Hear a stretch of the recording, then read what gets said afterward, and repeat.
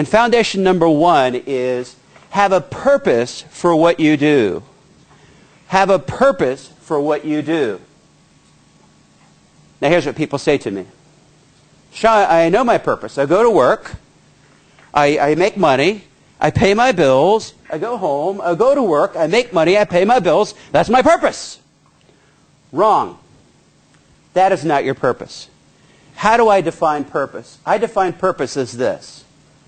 This is pretty deep, so pay very careful attention.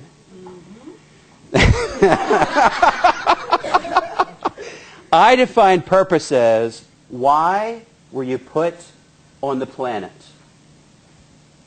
Why are you here? Wow, now that's a big question. But you know what? If you can identify your purpose of why you're on the planet, you will have levels of motivation that you will not even imagine, because you've captured why you're doing what you're doing. Now, I travel around the country a lot, and I see people that are remarkably unmotivated, apparently. Check into a hotel one night. Lady says, "How are you tonight, sir?" And I said, "You know what? I am fantastic. If I was any better, I might just bust."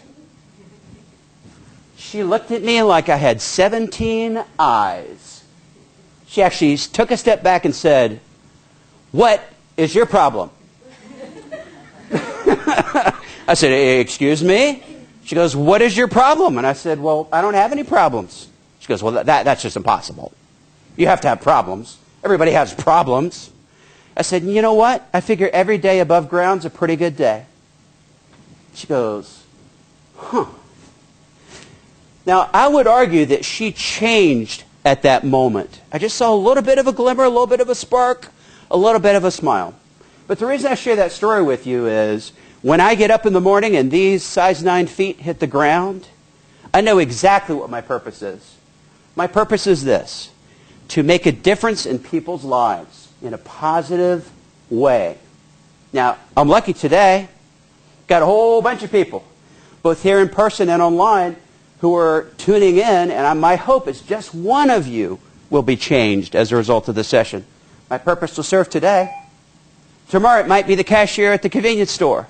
Next day it might be someone who I'm mentoring. But the idea is to really identify your purpose. That way you know why you're doing what you do. It's absolutely critical. Now, let me give you another example. 2 attorneys.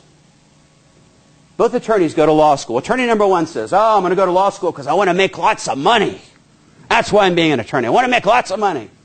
Attorney goes through law school, gets hired by a big firm, works 70 hours a week, happy as a clam. Short term. Attorney number 2 says, "You know, I want to go into law because I want to help people. I want to make a difference, and I want you to use the law as a tool to help people make a difference." She goes to a big firm, makes the same amount of money as the other attorney, but long term, happy as a clam. Why? She's doing pro bono work. She's doing work that's meaningful and relevant to her life.